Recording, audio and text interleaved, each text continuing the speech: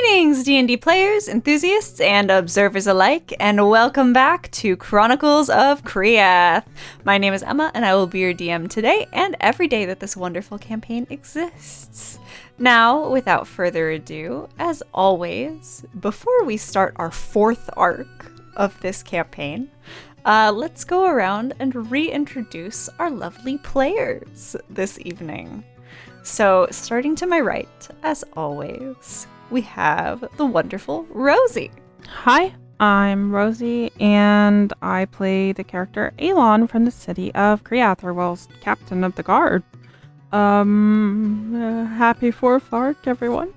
Happy fourth arc indeed. And moving on from Rosie, we have G. Hello. It is I. G, I don't know why I'm speaking like an old wizard. Hi, I'm G. I'm here playing Chatwin as always. I was in a panic because I thought I was unmuted and I started talking and then nothing was happening, and so I had to quickly fix it. Welcome. That is completely fair, but in all seriousness, I feel like you do have the vibe of an old wizard sometimes, and I love it, so... Thank you. You're welcome. That's so sweet. And now we move on from our old wizard, G, to our wonderful and wacky Tyler. I forgot I plugged my mouse back in, so it should have been a lot easier to get the unmute button than it was. But here we are. Hi all, I'm Tyler. I play our fun and I can't think of the term to rhyme or go with wacky that also starts with an F right now, but that's okay. Fun and funky fresh, maybe? Character, Carowin, and I survived my first arc. Yay! I'm here for the next one for me, my second arc, which is oh so special, as Carowin, and we'll see what antics he gets up to here in a moment. Indeed we shall. And happy second arc to Carowin, and fourth to everyone else. So we return to one of our regulars, the wonderful dad of the party, and his player, Jeremy. Oh, hello everybody. I'm Damien, if you didn't know. And Jeremy's not here. He's not feeling too good, so Damien's going to kind of run the show today. Oh, okay. Damien, tell Jeremy we said get better. Anyway, without further ado, let's get into our recap, shall we? So, long story short, last time, our party crossed a desert in order to obtain a heartstone from Waylon, the giant lady, to cure a plague that had befallen the Howling Dunes. From there, once they had obtained it, the group returned to the Foxgrove Oasis, braving the brutal desert, and after worming their way into this plague-ridden town, administered aid to those who were sick. They retrieved the blood sample they were asked to collect by Waylon and sent the Raven off with it, and did some more digging around town as all of the townsfolk were cured of their illnesses. We returned to our party, providing them a week of downtime as confirmations are made that this cure did in fact spread across the entirety of the Howling Dunes, and the plague has been wiped from the region. Now, let me go ahead and roll a d4 to see who we start with as far as what else, aside from confirming this and following up with citizens, that everyone would be doing during their week of downtime. So, let's start with Damien. What would Damien be up to? Damien, in some downtime, is probably going to do what he always does, and he's going to start forging stuff again. Probably sharpening blades for the town guard and stuff like that. And, just checking on people and seeing how he can help out here and there. Okay. So as far as the crafting specifically, you would be able to, it would probably, with how many guards there are in the city, take you about a full 12 hours, which you could split easily between 2 days of sharpening swords to make sure that everyone is properly equipped. Even though the weapons aren't in the best of shape, this definitely makes them a hell of a lot better than the dull blades some of them were carrying around. I mean, other than that, he'll probably just forge some simple things that people need. You know, nails, tools, and horseshoes. Okay. And those things would not take too long at all. So, with all of that done as well, go ahead and what's your passive perception for me? My passive perception's an 18. Okay. On the last day of your downtime, you would be walking by the postal office in the Foxgrove Oasis, which is just starting to get back up and running and has made a system of essentially placing very old, unclaimed letters on display for people to see if their name is there. So even if they're not necessarily expecting something or coming up to check regularly, they would be able to see if there's a letter for them. You would notice as you're walking by that there is a letter for you sitting in that display case. Okay. Damien will be like, oh, does that letter have my name on it? And what letter would that be? Says the clerk standing behind the desk. I'd point at it and be like, that one says Damien Travers. Oh, why? If that's your name, is that your name? That's my name. I just wasn't expecting a letter here. Oh, all right. And with that, the clerk would go ahead and take that out of the display case and hand it over the counter to you. Thank you. Do I owe you anything or something? Oh, not at all. We deliver the letters for free. It's if you're sending them that we charge you. All right. Well, thank you. And he's going to head on out and check his letter. All right. You thank him, open the letter, and you see it's from your daughter. The letter is very kind of all over the place, as your daughter's speech sometimes is, if she's excited about certain things. So, which the first paragraph seems to be all about, like, her latest travels with her wife and all the cool things that they've been seeing as they've been traveling from continent to continent. It seems that their wife has now procured a second merchant ship so they can use one of the smaller ones for travel, which they've been doing a lot more recently. And it's been very exciting for her. However, you notice that after that, the letter is far more professionally formatted. And the first part of that more regular formatting would indicate that she had found one of your wanted posters on her travels and is very concerned. Oh, shit. That you're wanted by the law and wants to know why. The second paragraph indicates that she got a letter she would say that she received a letter from Joshua that was very concerning to her, that she's not sure if you're closer, as she was off in the Whirlpool Isles, and it takes some time to navigate through the waters there, as they're especially turbulent.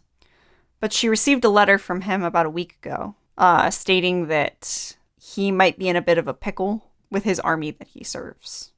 She says that he wouldn't go into detail, but that he was worried, and he feels that he needs to get out, but he doesn't know that he can. What's that little shit got himself into this time? But she tells you that she will be heading in that direction and towards home. But if you beat her there, please fix the situation. And ends the letter there. Anything else before I continue on to others? Not really. Damien's just gonna kind of read through the letter, and he's gonna go to the bar, get himself a drink, and try to think about what he's got to do now before he tries to write some letters for his kids. Fantastic. Let's move on to another one of our wonderful party members. Chatwin, what are you doing with your week of downtime? Self-care. No, I don't think she knows the meaning of that. Santavec would pop up in her head. I mean, I could teach you to care for yourself. These are things that we have discussed. you practice good hygiene, but do you relax? No. Relaxing equals death. And we're gonna worry about that later. To the library! So, I don't think Chatwin doesn't get up to too much.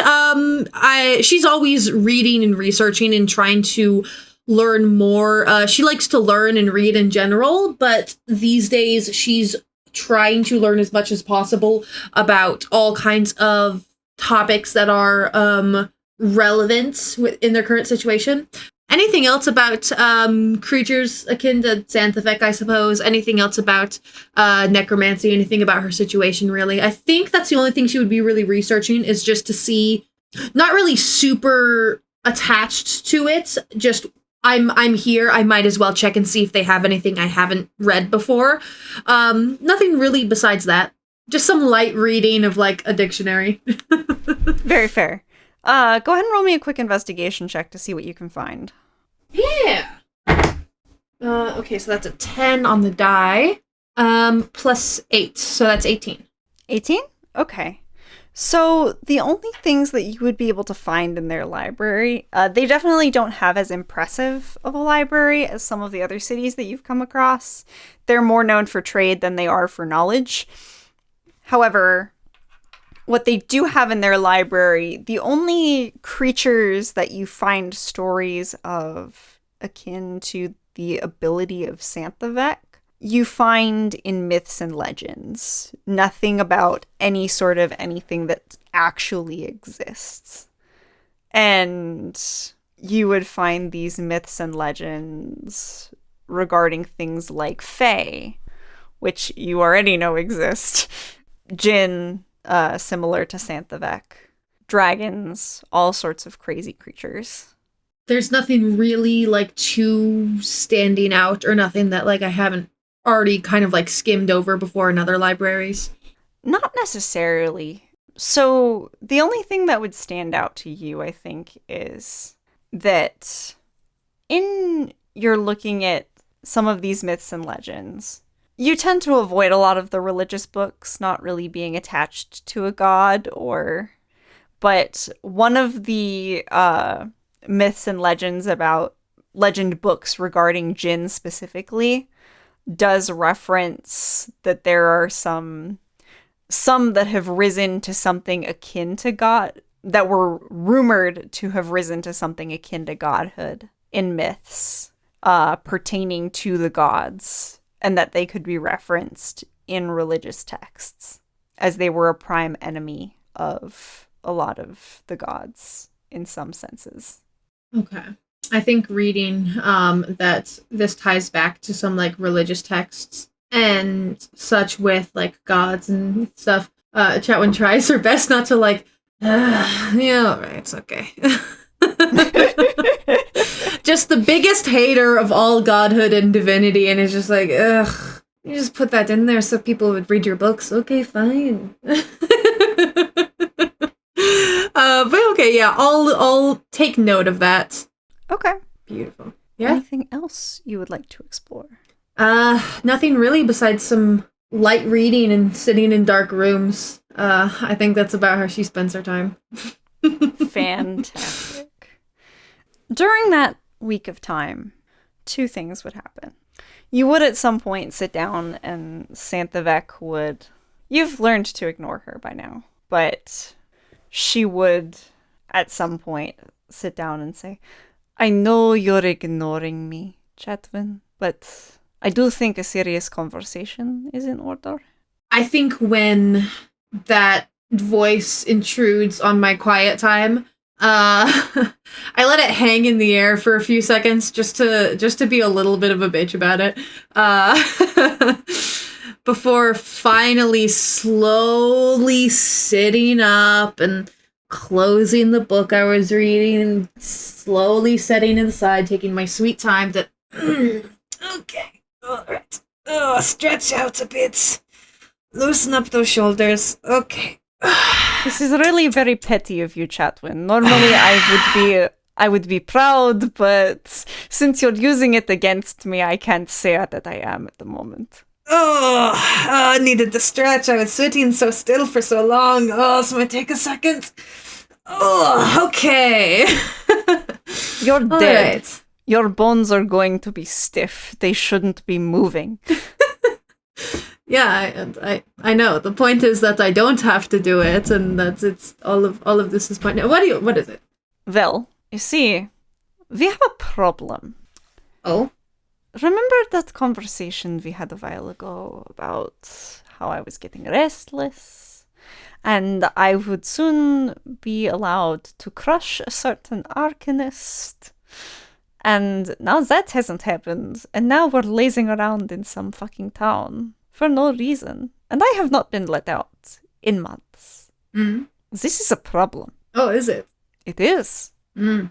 I understand you're restless about wanting to get revenge on a terrible person. You think I'm not? You think I'm not restless to bring the fight to Thane? I'm trying to make sure we don't die. And why do you think you would die? Because of how easily he fucking kicked our ass last time. He dropped one spell. You think I am scared of a man dropping a single spell? That could be his only spell. You realize that.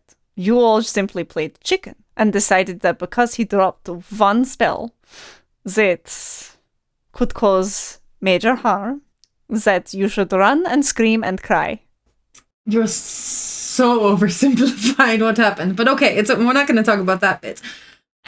You have so much less to lose than I do. I need you to understand. If I go before it is time, I can still lose my entire family. I still have that to lose. You only have to lose yourself. Fair enough. Then let me out to have a little fun in the meantime. Why would I do that? Because would you rather let me have it on your own time or fight with me when I demand it? Because you remember what happened last time. You're very frustrating to live with. I hope you know that. I would not have it any other way. Okay, well, I'm trying to sit here and read. What do you suggest? Do you, take an arm so you can punch the table while I sit and read? What is it that you do in your spare time? I have not had spare time to do anything this. I would like to explore, see things for myself. What, you would explore all the time with me.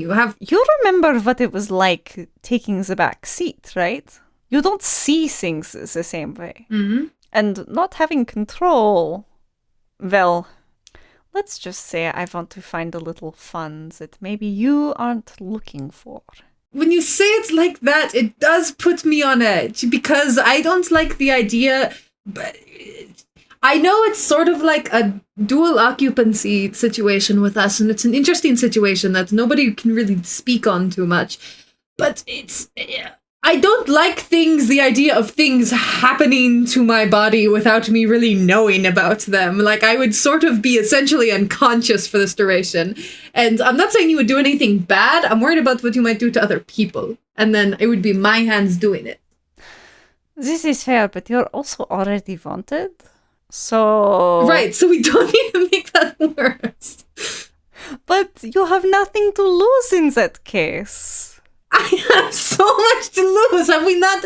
Have you already? I have a whole living family that's still out there. Fair.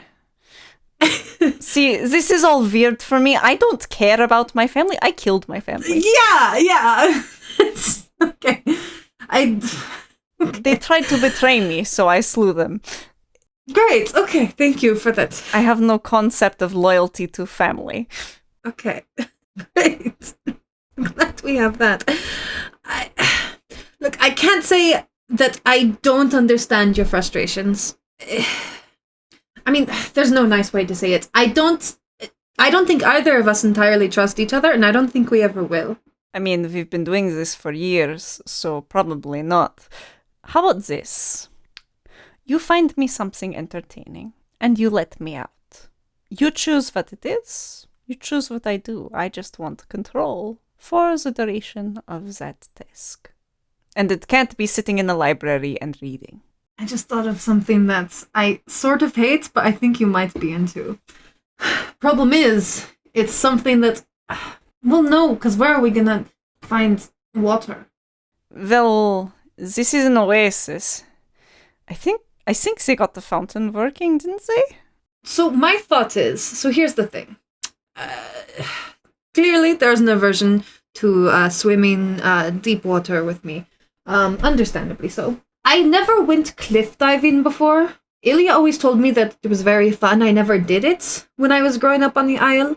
And it's on my list to do it, but I don't think I would be able to do it myself. I still sort of want to experience it, but I don't think I could make my body do it. Do you kind of get what I'm saying? So when we find a cliff that is safe for diving. Yeah, I'll just let you jump us off of it. Okay. How does that sound? What does it? I feel like you have a little bit of an urge to kill me at all times. That's sort of understandable, so maybe that will help that a bit. This is fair. You're gonna throw me off a cliff, but in a safe, controlled way. And I'll still hate it a little bit. I mean, as long as you hate some form of it, I'll be happy. Such a great person to be around. You're welcome. So next cliff we see does that sound okay to you? Next cliff we see, we can just, there's not like, we're not being chased by like a monster or something, like, you know, it's not like a life or death situation, or maybe if it is, I don't know. But you know, you can just jump off. Does that sound okay to you? I mean, I did say that I would let you choose, and you have chosen. Okay, let's find a cliff and jump off of it then. I regret this a little bit already, but probably the best way we can do this. Perfect. And with that, she would happily recede into your mind. Why did I agree to? This bitch gonna throw me off a cliff. Alright. Oh boy. Oh man. And then on the final day, what's your passive perception? Not good. 10. 10? You would, a little later in the day than Damien, walk past the post office. Oh boy. And you would notice in the window, in that same display case, a letter addressed to, actually 2 letters addressed to your alias. Oh. Okay. Does it say who from? No, it would not say who from on the letters. Okay. I suppose I will adopt a bit of a high society mannerism and let myself in and just start talking really, really fast in Elvish to the clerk and just motioning wildly towards the letters. Oh, I'm so sorry. I don't speak Elvish. Let me get my supervisor. It's going over their head, and they go into the back, and you see a very haphazard elven woman stumble out of the back, sort of like, normally you would picture elves to be very like well kept, but this elf's hair is all over the place. Like, you notice that her shirt's on backwards. She is having a time, and she just kind of looks at you in an Elvish, goes, I'm sorry, I was told that my employee here could not understand you. Did you have a request? Yes, good. My name is Aegis. I see a couple for me. Can I pick up? Oh, of course. Yes, of course you can. And she would pull the 2 letters from the display case and hand them over the counter. Is there anything else I can help you with? No, perfect. Thank you. And I, to the other girl that couldn't understand me, I wave really widely. Thank you. Thanks. Thank you. You're welcome. And I'll leave. And as you head out, which one do you open first? Right or left? I'll go with left. Okay. The left is a letter from that noble girl that you hooked up with during your month of downtime. What'd she do? This is from a while ago. This letter is essentially from this letter is essentially from the point where you ghosted her. And she's like, oh, no. I haven't been able to find you anywhere. Your family's house is dark. I'm confused as to why you live in such a seedy town, but why aren't you answering me? Please send me a letter as soon as you get this. And it's essentially like super clingy and super like weird. I just read that and I'm like, ooh. Just kind of crumple that up. Chatwin left on red Darcy. Left undelivered, honestly. I read this by accident because I didn't know it was from her.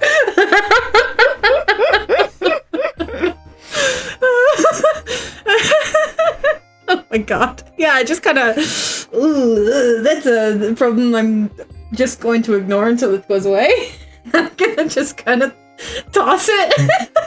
Mhm. Yeah, I'll read the second letter. The second letter is from your family. Okay. Your grandfather writes you using the alias, and he writes a bit about their travels, saying that they've been bouncing from town to town on the boat. But he includes there are 2 sheets of paper. And in the second half of the letter, he mentions that he's referencing the sheet of paper that he's included as he found it on missive boards in multiple towns that they stopped in, and that you should remain alert and trust no one. The second sheet of paper contains essentially direct statement from Donovan Thane, detailing that he has pardoned the Darcy family of all crimes related to the harboring of a fugitive, that it appears to have been he doesn't necessarily go into the reasoning, but he states that they will no longer be wanted across the country. He then goes on to state that he is more concerned about Chatwin Darcy and her friends who showed up on the island attempting to assassinate him and had assassinated multiple guards in their attempt to break the Darcy family out of prison. Mm. And that they are still very much wanted by the Andress Isle and will be hunted to the best of his ability. Does he mention that I also killed his son, or does he leave that out? He leaves that out. Okay, buddy. Alright. I'll obviously keep that one. I'm just gonna kind of fold up both sets of parchment and kind of tuck them away just to debrief with everyone later. Okay. Anything else before I move on? No, nothing else. Okay. Alrighty then. With that, we shall move on to Elon. What are you doing with your week of downtime? So Elon is probably going to send that first letter, or before he sends the first letter that he'd written while at Wayland's cottage, he will write a kind of smaller set follow-up letter. And as soon as they get downtime, he immediately sends it and pays for it. Okay. So you would send off that letter. And are you looking out for letters during the week? He would, yeah. Okay. I would say in between all of that, he is doing manual labor jobs, just in the way of just cutting wood, moving items, and just trying to kind of get stronger. Mm-hmm. Okay. And you would be able to do so with little to no problem. And if you could do me a favor and roll me a D100 real quick. Sure. Oh man, I haven't used my D100. Hold on. I have to locate them. Come here, you. Holy shit. 95. 95, okay. Oh, and that's a 9, right? Yeah, 90 and then 5. You would make a considerable amount of gold. At least for manual labor jobs. Most of the time they don't pay too much, but there is a considerable amount that needs done around the town, especially with them rebuilding after the plague. We did take apart their, fountain. Mm-hmm. And one of the jobs that you would do is putting it back together and making sure it functions properly, ironically enough. But you would earn about 60 gold between all the jobs that you take. Holy shit. Okay, I'm happy. Damn. Yeah. And by that time, another letter would appear from Esme. Hell yeah. He immediately, sees the letter, goes in, kind of, excitedly just throws his hands onto the counter and it's just like, I have a letter that's in the mail. Can I have it? Yes, of course. Your name? And it would be for Jason, I'm guessing. Yes, it would be addressed to Jason. Jason. Oh, of course. And he picks up the letter, hands it over to you. And Elon immediately, like right then and there, just shreds it open and reads, and probably, depending on what it says, is going to go through this like as if he's reading a love novel, and he's doing all the facial expressions. So Esme would write back, "Dear Jason's friend," and would follow up with her excitement to hear from you and reactions to all of your adventures that you described, hoping that your friend is okay and all those good things, and that she would love to visit with you. She has a very hard time believing that you're traveling with a half horse. And essentially gives you one of those "I'll believe it when I see it" lines, and is worried that the desert heat is getting to you. It might have once or twice. As far as news of the rebellion, she states that James is very worried that you mention a plague. And whether it physically has come close to Kriath or not, has asked that you not come home until you're sure that it's dealt with and that you are not contagious. Regardless of the state of the rebellion, the city does not need to deal with a plague and a rebellion at the same time. Though she states that James says that they've been at a standstill for a moment, neither side gaining particular ground. It's not an emergency that you come home at any immediate time. Though if things flare back up, they would let you know. There's such an amount of confusion on his face where he's not sure if he's happy or sad. Is that all that's in the letter? That is all that's in the letter. She would discuss that she's been doing work for your family to keep up with bills, all those things, and that she's sad to say that they haven't really mentioned you. Okay. So she has no news about whether or not they feel any certain type of way about your absence. Better than nothing. Oh, I mean, nothing. It is nothing, I guess. So, yeah. But she ends the letter stating that she will have freshly baked scones for you whenever you do come home. Oh, fuck yeah. Okay. I would say that day, like, as soon as he's done reading letter, he's gonna look at the guy and put like a silver on the counter and just be like, "Thank you," and he just walks out, like almost like, how do you say? I would say, God damn it! See, this is why I can't glitch. I would say that he is happy enough to like kind of hum or whistle a little bit, and then he's actually gonna go have a drink at a bar. He doesn't tell anybody. He just goes. Okay. So do what you will with that, because I won't remember. Probably. All right. And as a giddy Elon skips on off to the bar to have a drink, likely running into, well, there would be different taverns. You could find a different tavern from Damien, who's drinking for a very different reason. I avoid the ones everyone goes to. Alrighty. With that, last but certainly not least, Carowin, what are you doing with your downtime?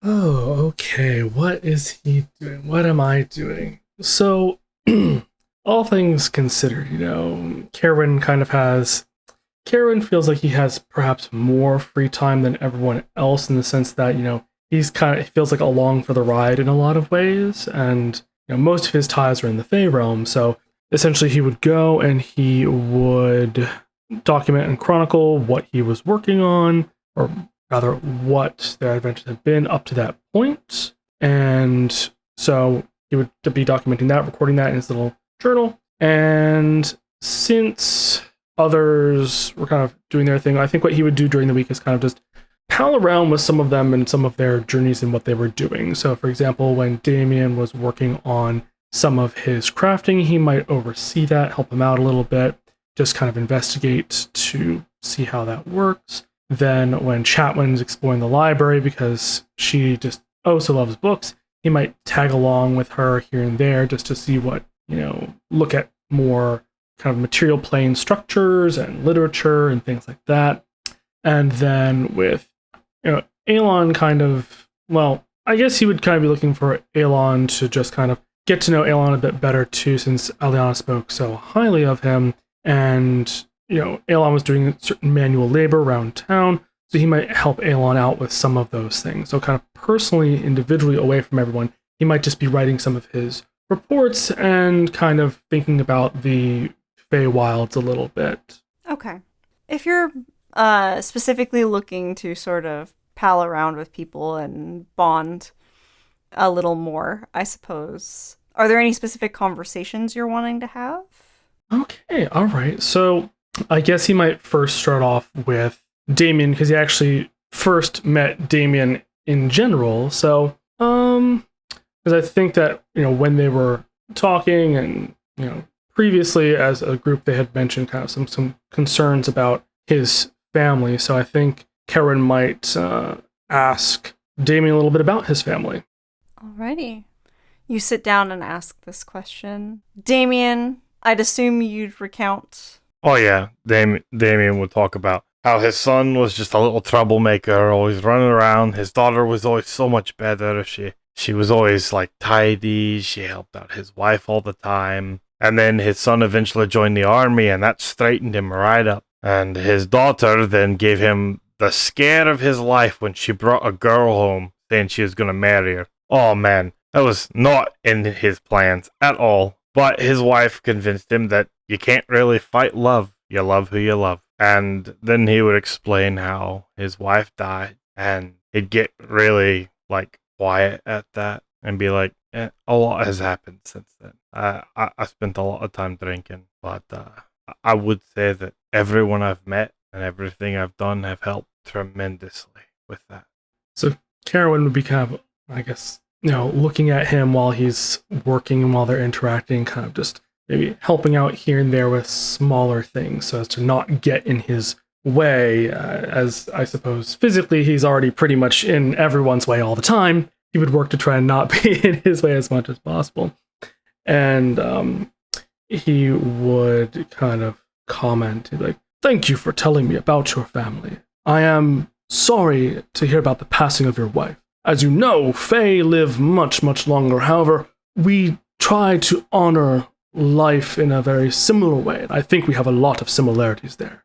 Though I do have one burning question. Why was it so shocking for your daughter to bring home a woman? I don't understand." Okay, now you might not understand this because y'all live y'all's life to the fullest, regardless. I come from a very small town. The way that town works is man meets woman, man marries woman, they have children. That's not how it worked for my wife, really. I mean, I guess it did, but it was a little different because she wasn't from my town. And then when my daughter brought home a girl, it wasn't normal from what I was raised. So I was very confused. But she's wonderful. The two of them make a very good couple. It just wasn't the normal that I had been raised in.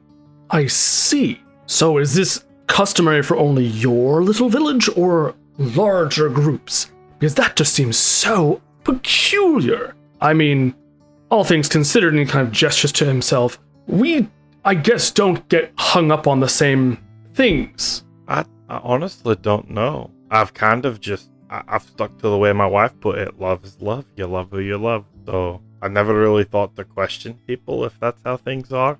But she has a lot of friends all over the world, so I don't think it's that strange out there. How wonderful. It seems that even though you are the parent, she has taught you a lot. That's true. She's taught me a whole bunch. Oh, here, I have a bunch of pamphlets, and he's going to pull out all the pamphlets he's got and be like, these are all the places she recommended I go visit. Been to quite a few of them already. They're incredibly wrinkled, Damien, yeah. from their absorption and then drying after being submerged in salt water for some time. And the desert heat and his body sweat and probably back down and then probably again and all the fighting, probably a little bit of blood. Yeah, they're looking pretty weathered now, especially compared to when you first set out on your journey. They're not as tidy as they were whenever we first left my hometown. But, tries to open them up. I think they still work. Hands him to Carowin. Karen will kind of take them and, depending on their level of wear and tear or perhaps muskiness, will kind of gingerly open some and set some aside that seem like if he were to do more than just hold them, they might, crumble to dust in his hands. And he'll kind of look them over and he'll just kind of like casually here and there ask about, oh, what's this place? Or what's that place? Or, have you been here or there? And I guess whichever ones might be marked to look like Damien had visited them, since he said there are a number he did go to already. Damien, would you have been marking up the pamphlets at all? Or Yeah, any of the places that he would have remembered to pull them out for, he would have had markings on them. Okay. So places like the Sparkling Grove, Escargot Island. Yep. These pamphlets would have some markings in them. The others would still be mostly untouched. And he'll just kind of point to a random pamphlet at this point and kind of like, ooh, this looks interesting. Now, out of all these pamphlets, I'm sorry I can't read all of them, because he'll just kind of point to their condition.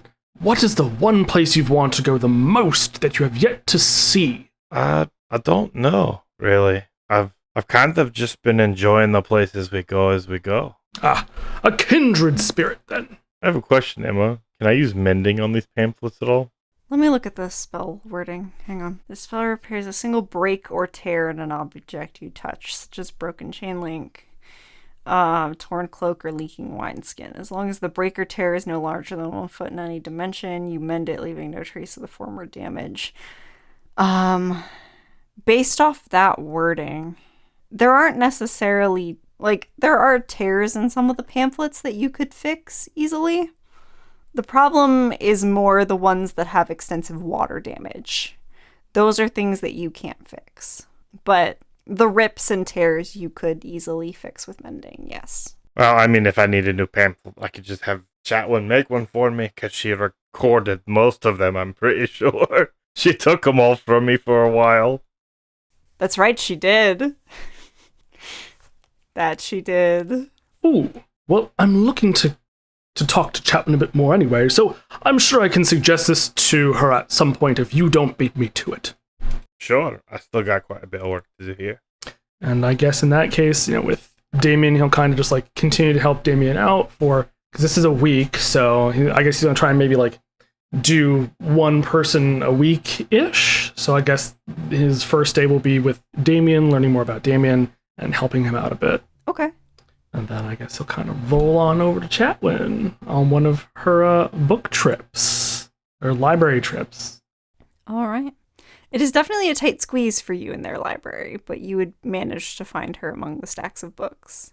Okay. And he is not accustomed to library etiquette whatsoever, so, Oh, no. while he's trying to squeeze through and trying to not knock over everything, because he knows at least, hey, let's try and keep things a little bit organized.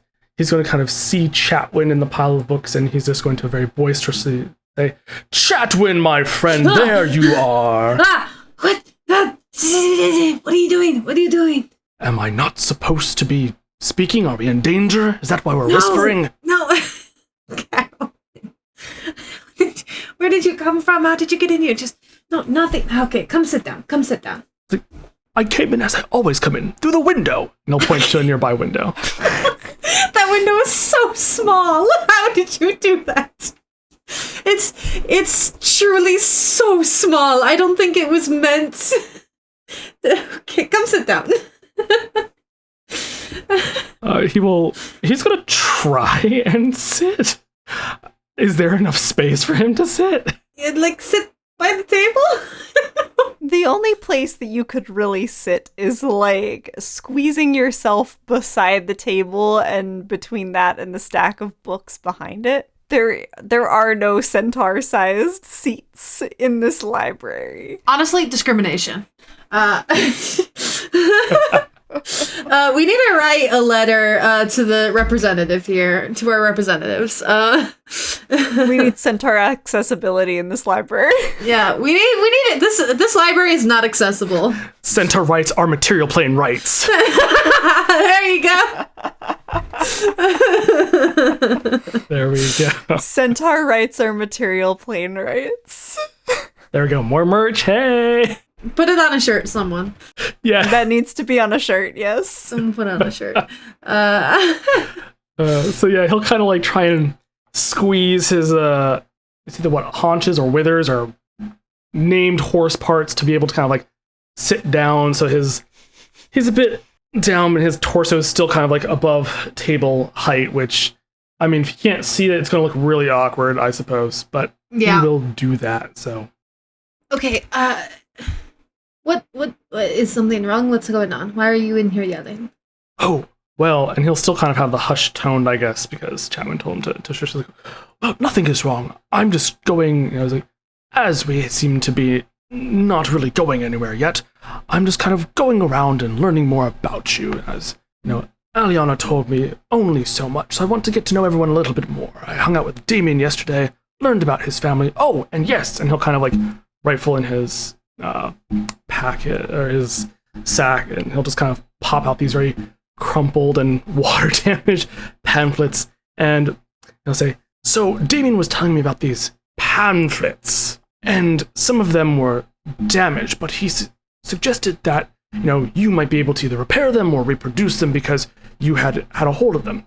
And I said I would be more than happy to ask you, since I want to come talk to you anyway, to see if you could do so. Yeah, absolutely. Honestly, you would think he would be able to whip himself up like a waterproof satchel or something. How do you think that I keep all of my notes and my books and all of my writings so neat and clean and nice? Waterproof on the inside. Very simple. He should get it done. Anyways, If I see him before you do, I'll be sure to let him know that you're very disappointed in the quality of his other works and that he needs to improve. good. Yeah, word for word. Tell him that. And he'll kind of do a little salute. Okay. So I'll just start like, because Chatwin's really good at multitasking and she really likes things neat and perfect and clean and nice. So she's literally just gonna start like writing and folding and fixing pamphlets as she's talking, and just handling both at once. So you just wanted to come chat? Is that it? Essentially, yes. Because I think that we've got along fairly swimmingly since my, I suppose, abrupt appearance. And you're such an interesting person. I mean, I've never seen somebody talk to themselves with no one else around them as often as you, and I find that fascinating. You'd be the first person to describe that as interesting. Really? Right, the Undersile all but chased me away with pitchforks and torches. If I hadn't slipped out in the middle of the night, I'm sure they would have been by a few days later to chase me out anyways. So, yeah, no, it's... I suppose I never actually introduced you. So, oh, shit. It's really a lot when I say it to someone else, so I'm just gonna sort of try to give you a general synopsis. My grandfather and I placed our trust in the wrong person. He used me to his advantage, and I ended up dying after he framed me for a murder that his son committed. And I tried to escape on a ship, and they chased the ship down and caused a giant shipwreck, and I died in the cold sea. I was brought back missing a leg and a couple other bits of my body, so I was stitched back together using dead body parts of like a bunch of other people, I'm not sure whose. Spent several years as a mindless thrall, and when I finally woke up with my soul and my mind back in my body again, I was not alone, so now I have an extra person there. And then after we both woke up trapped inside the same body, we were then sort of experimented on, not quite torments. Samples were taken taken from my hands over and over again, so they've ended up quite sensitive, because the Arcanist who brought me back wanted to figure out why I succeeded and why others failed, and eventually I managed to escape by faking my death and hiding on a corpse cart, and I laid in that corpse cart for about 2 days before I was finally feeling safe enough to emerge. I jumped out of the corpse cart and just started running. I ran home, and then the people didn't like me there, and so I ran away again. That's the part where the Thanes accused them of harboring a fugitive, because everyone thinks I killed the man that Jameson did, and then I sort of ended up here. So, simple stuff, you know? So, Karen will kind of just be nodding throughout her whole explanation, watching very keenly at how she's going through all this, like, without missing a beat, doing all the pamphlet work at the same time. And, you know, I suppose, like, when she finishes, he'll kind of be like, I see. Sounds like most of the people in the Winter Court, actually. Shit, really? Absolutely not. I've never heard such an outlandish story in my life. You died twice. Technically, I suppose.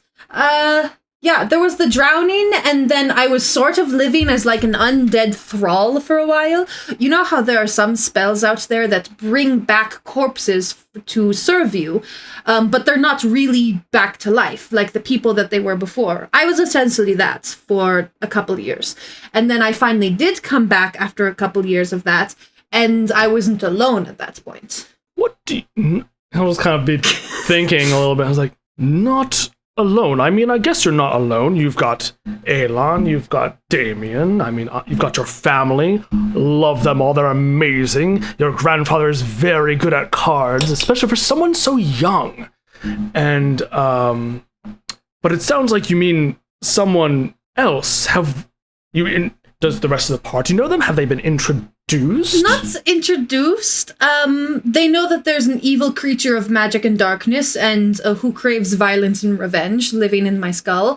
But we haven't exactly, made introductions.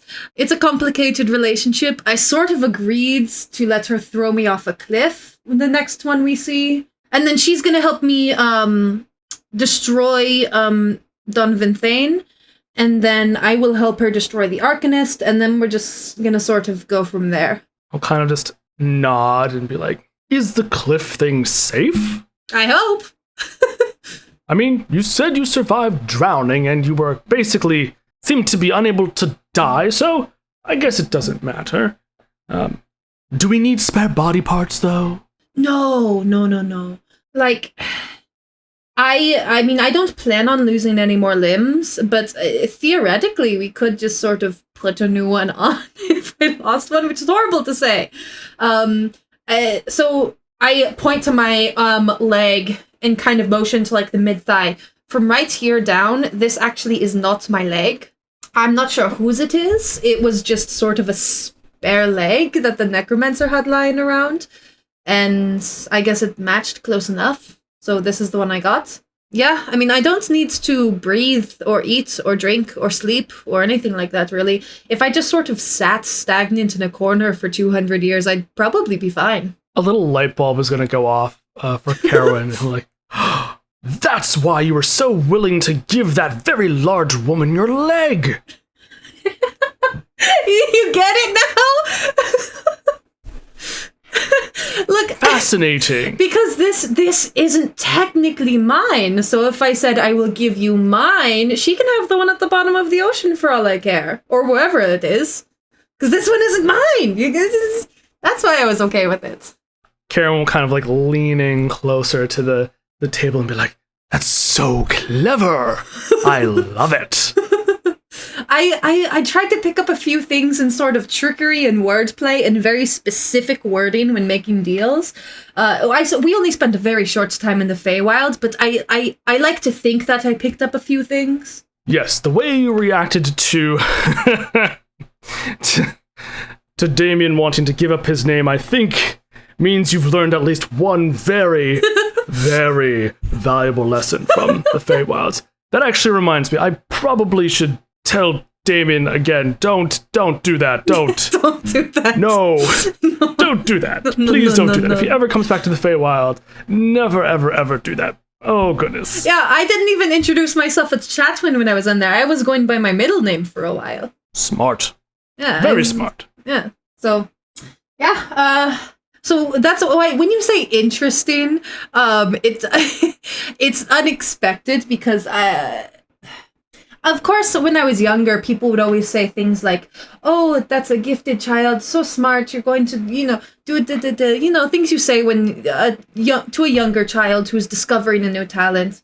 But like, I'm an adult now, and I'm just sort of in a weird state of undeath, so people don't see that interesting as much as repulsive, I suppose. Which I've made my peace with. I mean, I suppose that's fair. From what I've seen, and I guess even with, Fey conventions, what your current state is definitely outside of what the natural order of things are. However, as I've come to know you, you are very vivacious and full of life, despite, I guess, quite literally not being alive yet being alive, or something. I still don't quite get it, but I'm trying. I'll try and understand. It took me a few years myself, yeah.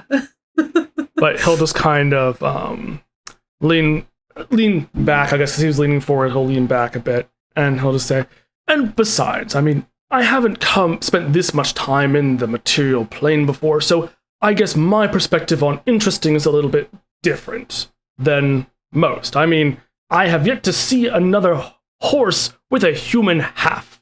So, mildly disappointing, yet somewhat expected. I was warned that I probably would be disappointed, and I should not keep my hopes up with that, but I'm still searching because this world is full of wonder. I mean, we found a giant woman in a desert who stole my memories. How fascinating is that? I know. And if it's any consolation, weirdly enough, Aelon and Damien are the most normal in our current group at this moment. Like, they could walk down the street and no one would give them a second glance. It's... If I try my best to appear average, I could probably pull it off. Unfortunately, it doesn't seem you have that luxury. I mean, I don't know how much it would help, but, like, as we've established, I'm not really, like, alive in a typical sense. So if I need to, like, out-weird you, I don't know, I could, like, I dislocate my shoulder. I just kind of, like, super easy, just kind of, yeah, like, I can just kind of do that. Like, that just, it happens accidentally sometimes. Oh, that looks... He's not really sure what to think of that exactly, but I was like, well, it seems that you should have no troubles getting through windows yourself. Yeah, I pop it back in. And has Chatwin finished with the pamphlets at this point? Or I don't know how many pamphlets. I don't know how many pamphlets I brought. I think I've got a tidy stack. I probably made one or two too many because it was I got too wrapped up in conversation and doing something stimulating with my hands.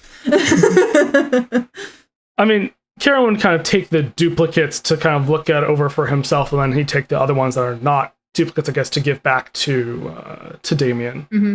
Yeah, I ran out of information to copy, and I just started folding paper at that point. Little origami swans. Yeah.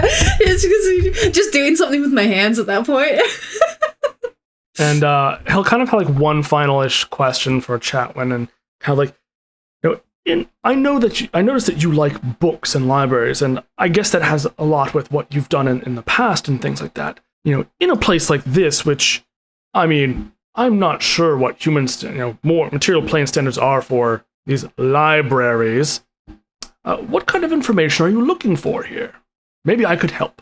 Well, I'm sort of always doing a little bit of research into natures of necromancy and genie-jinn type creatures. Those are sort of two topics I'm always looking into. Because if I can help it, I think I would like to get rid of the extra passenger I have riding along with me, but we haven't quite figured out how to do that. So, if you stumble upon the book that says something like soul separation for dummies, then yeah, let me know. And at that, Carolyn will kind of nod and he'll kind of collect the pamphlets that have been completed and he'll say, certainly, I'm going to drop these off to Damien and I'll be back a little bit later to help you out. And with that, he'll kind of sit up and like kind of dust off the area where he was sitting with his tail, and he's gonna go to the same window and he's gonna, kind of make his way out. Right before you horrifyingly pretzel yourself and get through this extremely small window once again, I think Chatwin will call out just like a very sweet moment of Chatwin calling out, "Hey, Carolyn, by the way, I think you're very interesting as well." He'll kind of, I guess, is Chatwin like watching him go out the window, Yeah. or is she kind of still doing her thing? Okay, watching. He's gonna do his centaur yoga out the window and kind of, I guess, in sort of like some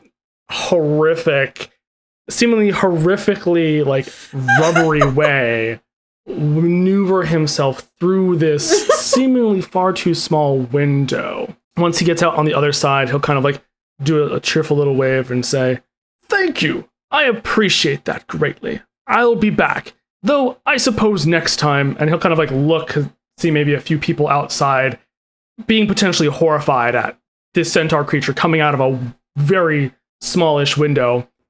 "Though I think next time I'll use the front door." And with that, he'll kind of trot off on this day to go and give Damien these pamphlets. And yeah, that's the end of that day. Yep, and as you leave, Chatwin staring along with some other horrified faces who saw you squeeze out this window that they really can't comprehend how you've managed to maneuver yourself through. I believe there's only one more person left. Yes. So I guess this would be like his I think that he might have taken like a day off somewhere to like do more of his notes and just kind of wander around the town, explore. So on the fourth day of this week or something where he's distinctly spending time or like trying to allocate a day to each person, he would kind of, for wherever they're staying, like he would kind of tag along with Alon this day to, I guess, go along with him on some of his odd jobs. And the town, you are essentially their saviors at this point. They would have put you up in the local inn for no charge as a thank you. And yeah, you would follow out Alon as he's headed off to do some of his manual labor, I would assume.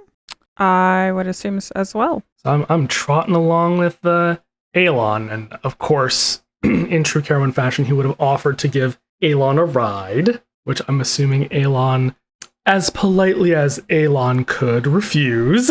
He just looks up at you. "No, thank you, Carowin. However, if you can pull a sled, that'd be great. We can split the profits today." And he'll kind of like puff out his chest a little bit and he'll say no more, friend, I am good to go. And he will kind of just follow Alon to wherever this sled is supposed to be. It's nothing but bricks. Okay, all right. So Alon is also going to just like grab a rope and stuff and just like grab that in, and we just go. Sounds simple enough. Let's go. And he'll kind of assist Alon with this brick task here. Basically get from point A to B with said bricks, put bricks on ground, go back, get more, put bricks on said sled, pull sled to from point A to B again. So my question for Alon is Alon feeling particularly chatty? Is he striking up conversation with Carowin? He's been being pretty sort of taciturn and like, stoic. I would say he will make conversation as long as you do. Okay. Other than that, he's usually just kind of quiet, thinking. Okay. So while they're kind of going back and forth, because it seems like it's a pretty tedious yet, longish task, because it's probably a lot of bricks. I mean, their town was kind of not in a good spot, and probably most of the resources were used to build that giant flippin' wall. So if anything's fallen into disrepair, they've probably got some work to do because they were out able-bodied people. They'll kind of like, while he's pulling the sled and everything, kind of like lean down-ish towards Alon and like, "So, Alon, Aliana has told me a bit about you, but I always like to hear more from the source. I've been talking with Damien and Chatwin and learning lots of new and interesting information, though Chatwin has told me my definition of interesting is very different, but she says that you and Damien are very normal people, and I suppose I have no idea or reference point for what that is in this realm. Honestly, normal is as normal comes. Everybody has a sense of normal where they come from.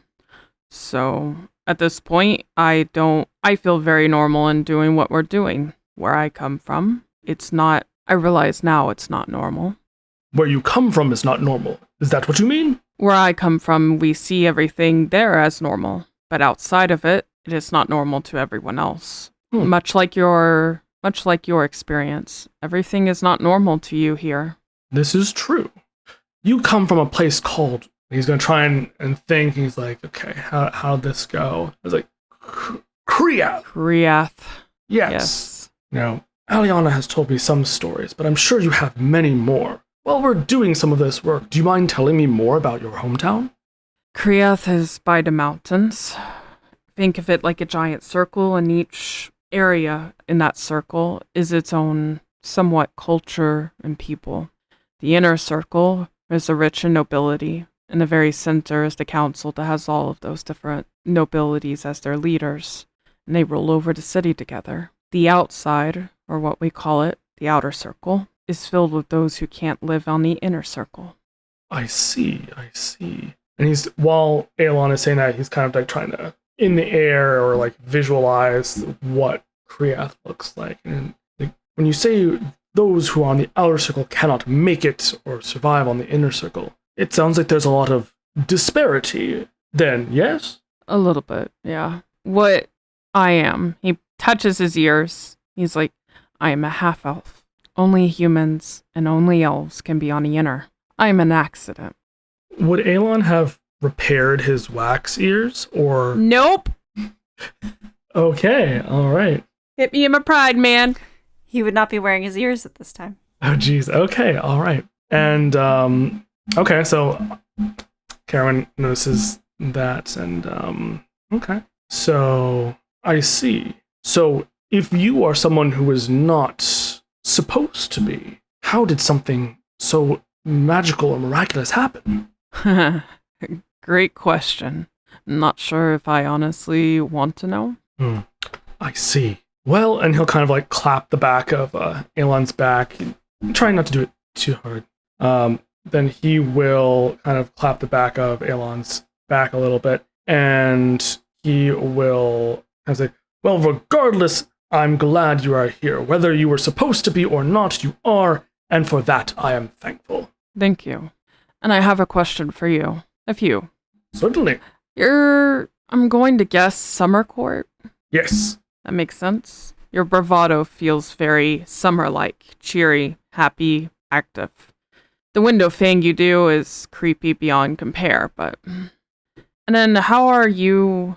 Are you okay with spending this much time here, while a lot more time goes by there? Or wait, is it reverse, actually? I think it's reversed. Never mind. Time in the Fey realm is slower than time on the outside. Yeah, so... Mm-hmm. Oh gosh, that means I'm super old. by material plane. Dear God. Yeah. I'm ancient. So I guess in that case, he'll... Right, to the summer court thing, he's going to be grinning from ear to ear. He's like, yeah, compliment. And I mean, Aliana talked a little bit about every court, so I had a guess. Mm-hmm. Like, you paid great attention to what she had said. So yes, summer court.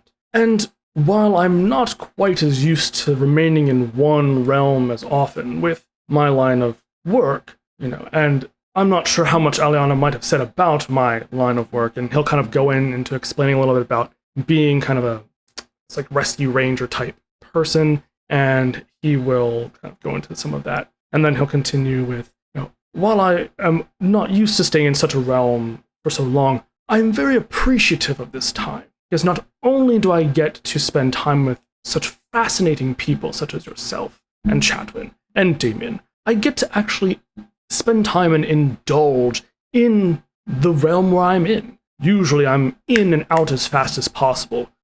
Not all realms are as hospitable, though I suppose, and I'll think about the desert, it really depends on where in this realm we are that may be more or less hospitable itself, too. Interesting. Well, enjoy the vacation. I don't mind you coming along. And with that, Carowin's going to smile and say, well, thank you very much, and I'm glad to get to know you a little bit more. Aliana seemed to be very sad to not be able to continue her journey with you, but her recovery is paramount. Really? Yes, she greatly enjoyed her time with you all, and from what she told me, she genuinely regrets not being able to, but her health was paramount, and so she could not, make the journey back out safely in her condition. But that means she'll get better.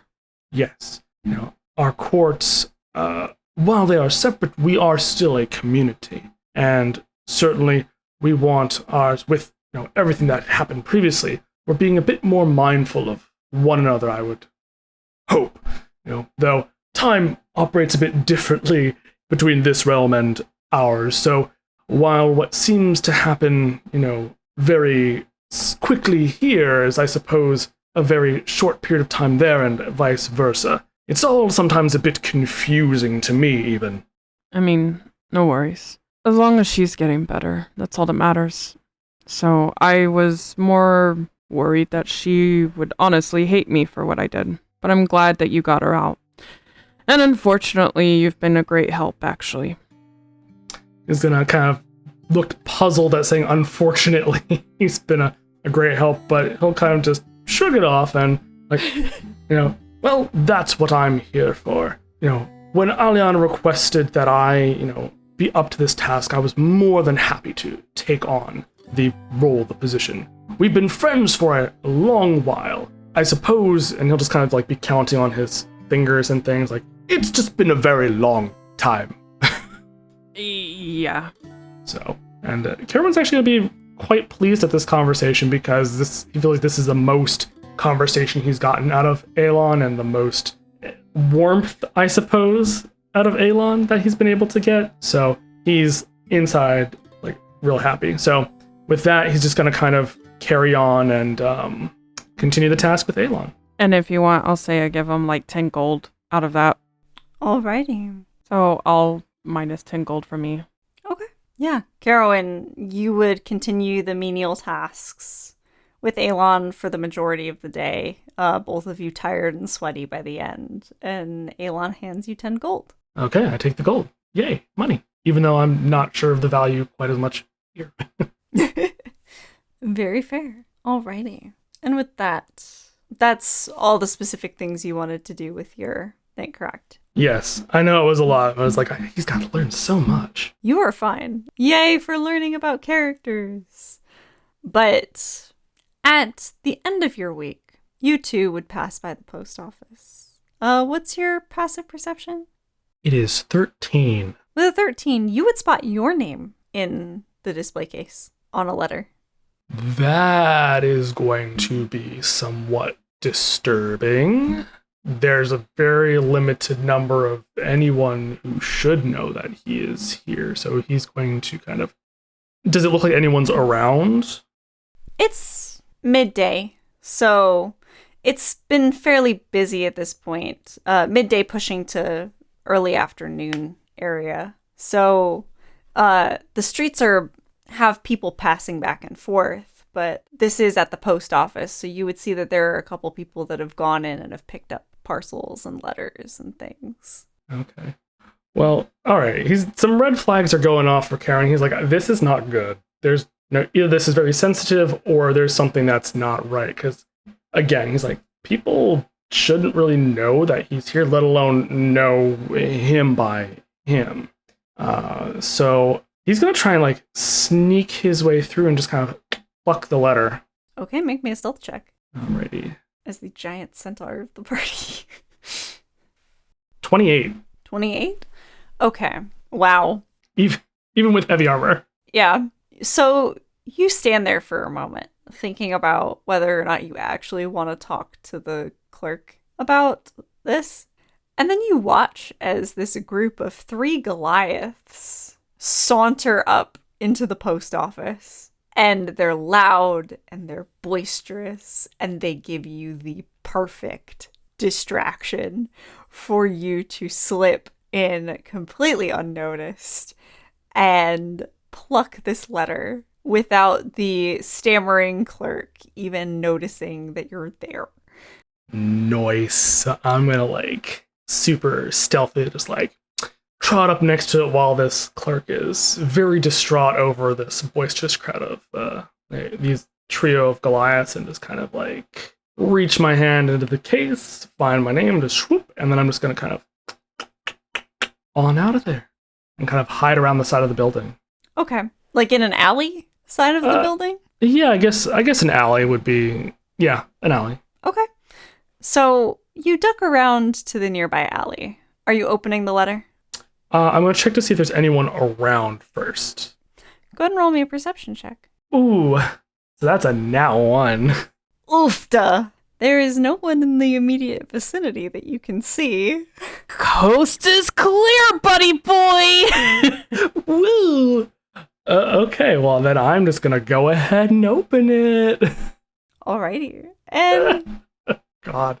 as you start to open it, and you reveal some very sprawling cursive handwriting and start to read, a guard would duck into the alleyway and go, You there, have you seen this man? And would hold up a wanted poster of Damien. How good of like a rendition of Damien is it? It's a pretty solid rendition of Damien. Okay, so I would be able to recognize it then. Okay. Okay, in that case, let's see. I guess I'm just gonna kind of be like this. Does this guard realize that I am like part horse? I mean, he's giving you a kind of strange look for it, but he doesn't seem bothered by it in the moment. He seems to have more pressing things going on. Okay. Then I'm just gonna say like, hello, fine sir. I'm not from these parts, so unfortunately I don't know who that is. But if it is urgent, I will keep my eyes out, and if I do find this person, I would, I guess, come find you, yes? Yes, you would. And make a deception check, please.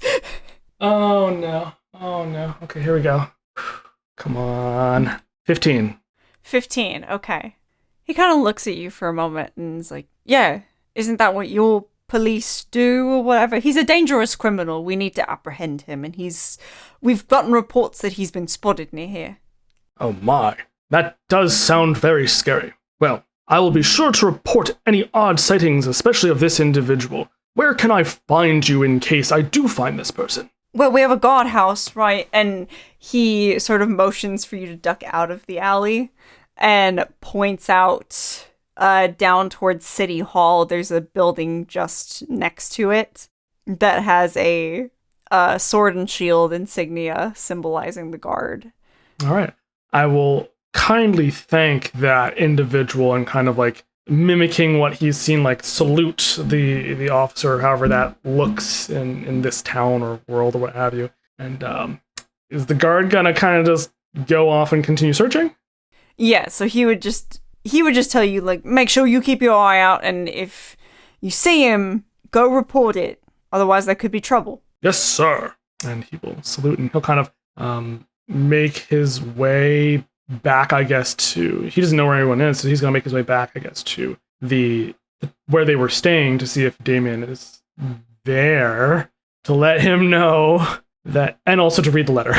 Absolutely. And as you head back in the direction of the inn, watching this guard leave with 6 other guards flanking behind him, that, I believe, is where we're going to end our session for this evening.